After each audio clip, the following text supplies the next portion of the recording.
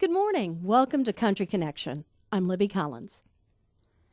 This year, it's estimated 48,960 Americans will be diagnosed with pancreatic cancer. Approximately 40,560 will die from the disease. Now, only 7% of those diagnosed will survive more than 5 years.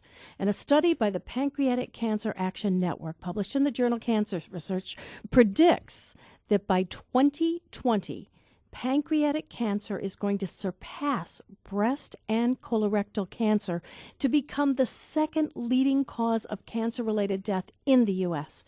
Joining us today are the volunteer chair and the media chair for the Milwaukee affiliate of the Pancreatic Cancer Action Network. And welcome, Steve and Jeanne. Thank you very much, Libby. It's great to be here. Thank you, Libby. As always, very nice to see you and be here. Now, for individuals who maybe are not familiar, let's just tell them why pancreatic cancer is so deadly.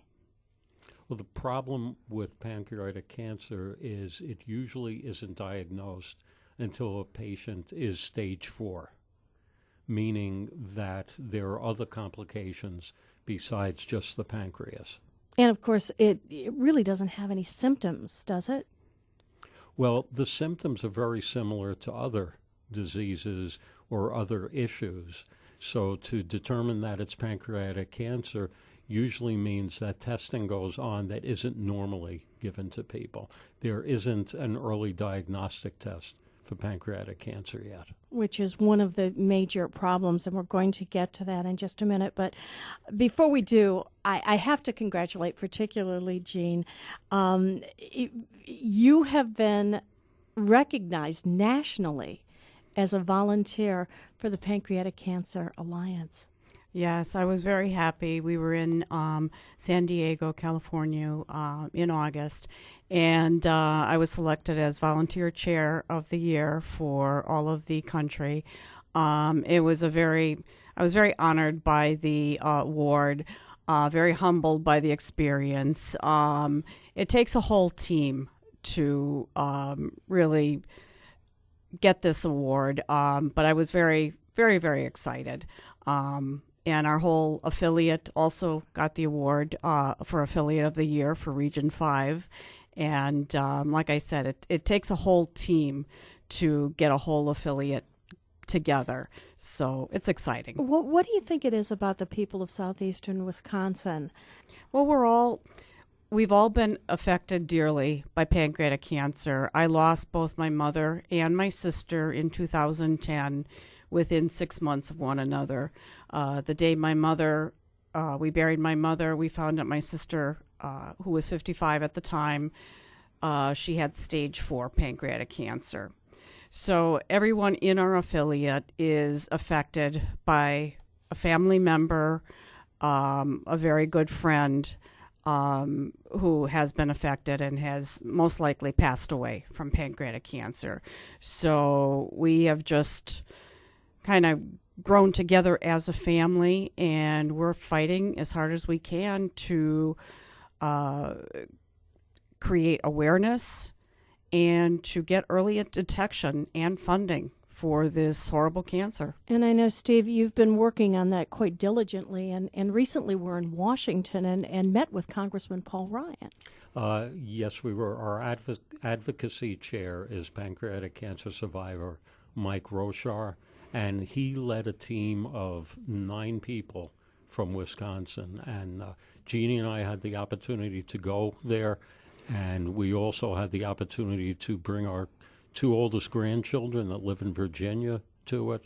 And we met with Congressman Ryan in the office of the chairman of the Ways and Means Committee, which was extremely impressive, walking in, seeing the huge conference room. Mr. Ryan immediately put everyone at ease, talking to them. He had an unopened bag of candy that he received, and he gave it to our grandchildren. And he said, don't worry, we're definitely going to be passing the act that's in front of Congress at the time, which was the 21st Century Cures Act, which really assures greater funding for all cancers. But particularly for those that are most deadly. Yes, Absolutely.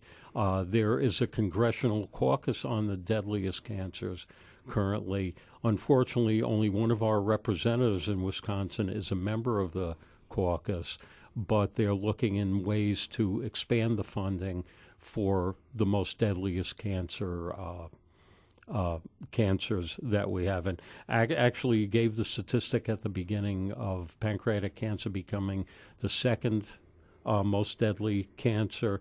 It's actually going to move up from 4 to 3 during the year of 2016. That's what's being predicted right now because of the increase in the number of pancreatic cancer cases that are being diagnosed. Is there a link to anything? I mean, obviously the pancreas is related to things like diabetes. We do see a surge in people being diagnosed with diabetes. We also have an aging population. Are these contributing factors to the increase of pancreatic cancer? Well, pancreatic cancer affects more people over the age of 50 that than are under the age of 50. However, recently, more of the younger people are being diagnosed with pancreatic cancer, both in Wisconsin and in the nation. We have a lot of doctors and researchers doing great work, and they're finding more of a family connection with pancreatic cancer than they had thought of before. And the Mayo Clinic is at the forefront of this work, along with Johns Hopkins.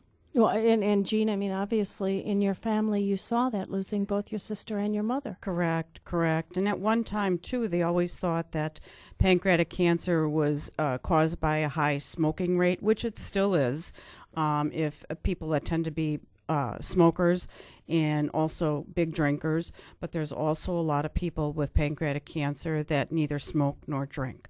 So there's a lot of findings now with family history. Unfortunately, in many cases in family history, when you go back in time for many, many generations, people many years ago, you knew they had cancer or possibly cancer, but nobody knows what kind of cancer. Nothing was, written down at the time. Nobody spoke of cancer at the time like they do nowadays. So a lot of the findings are just not there. We can't go back. Even with my family, we know there's cancer in the family, but we just don't know what kind, and there's nothing to prove what kind. We're talking with Jeanne and Steve Lipshetz from the Pancreatic Cancer Action Network's Milwaukee affiliate. What kinds of clinical trials are taking place right now? I mean, you mentioned that there is no sort of diagnostic test for pancreatic cancer, but what are they doing? Well, we were very fortunate to meet some of the researchers at a recent meeting in San Diego, and there had to be somewhere between 50 and 70 researchers there that are getting grants strictly from the Pancreatic Cancer Action Network through their fundraising activities. The clinical trials are spread out amongst many different major hospitals and facilities across the nations. And what Patient Central, which is part of the Pancreatic Cancer Action Network, does is try to match the type of tumor that someone has to a trial that might be beneficial for the individual. There are certain factors that they look at. The scientific evidence is way over my head to explain, but they have a database of all the clinical trials, and a patient and also the patient's physician can learn about the trials that are available and what potentially could help individuals. We've had people right here in Milwaukee who have participated in clinical trials. And you had mentioned before the 21st Century Cures Act. Do you think that this will have an even greater impact on research, on clinical trials, and hopefully finding a cure for pancreatic cancer? Well, it will hopefully assure more money in the next budget cycle for cancer research. Pancreatic cancer research gets a portion of the money of cancer research, and there's actually two ways of public funding for cancer research. One is through the National Institute of Health, and the other, believe it or not, is through the Department of Defense. Through the National Institute of Health, it's the more tried and true forms of research that is done. And through the Department of Defense, they're looking for, I wouldn't call them radical, but different approaches that may be a big payoff in the future, but aren't as great and assured type of research as is funded by the National Institute of Health. Now, Steve, we're going to see those domes light up again just in the next week or so. Tell us about that. This is called Purple Light Milwaukee, and Purple Lights are one of the two signature events of the Pancreatic Cancer Action Network. We've been having Purple Light here in Milwaukee for, this will be the third year for the Dome, so it'll be the fifth year in all that we've done that. And it's an event really to raise awareness of pancreatic cancer and to give thought and recognition to those who are suffering from the cancer right now and also those who have passed. There will be... Our country is really split. Half of the country has purple lights in the fall and half have it in the spring. It really depends on when we have our purple stride walk and run. So about half of the affiliate cities, which would be somewhere around 35, will be having this event in the fall in October, on October 26th. Now, Jeanne, obviously a lot of families who have lost members to pancreatic cancer. A lot of survivors are going to be there, and yes. It's a very moving ceremony. It's a beautiful ceremony. What everyone does when they come to register that evening, everyone gets a glow stick. And then that night, you get up and we have Sally Severinsen. She's our MC for the evening. She gets up and we start reading all the survivors who are there and who may not have been able to attend. They read their names, and for every name that is read at that time, the glow stick is broken and starts glowing. And then they start reading the names of all the people that have passed with pancreatic cancer. And it's a very silent and moving time as the lights begin to glow and the room is filled with all the purple lights starting to glow. And it's just a very, very moving, touching time. And the domes are lit in purple, and it's just a time of remembrance and a time for hope for the survivors that we do have there.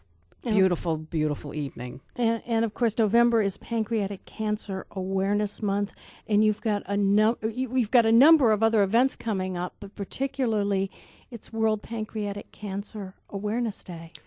Yes, it will be World Pancreatic Cancer Awareness Day on November 13th, and this is the second World Pancreatic Cancer Day. There are 22 organizations that are participating in it. The organization in the United Kingdom is involved, in Australia, several organizations in the United States, and the goal is to raise awareness of this horrible disease.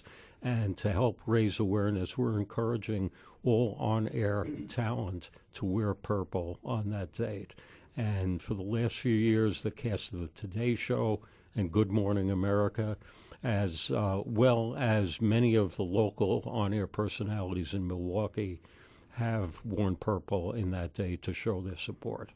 Well, if listeners would like to get more information about the events coming up, the event at the Domes, the World Cancer Awareness Day, and pancreatic cancer in general, how can they reach you, Steve?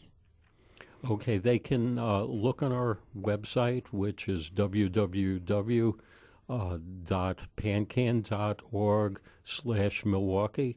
That has information on Purple Light and also some other events that we have that will be occurring until the end of the year, such as the Diamond Dancers are holding a dance competition.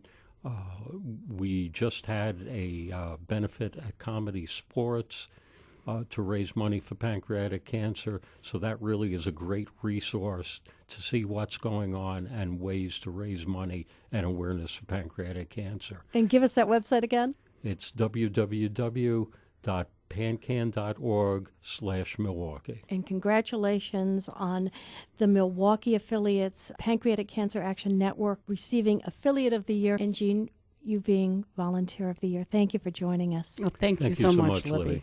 And we're Wisconsin Proud at KTI. We'd enjoy talking with you about upcoming events in your community. For Country Connection, I'm Libby Collins.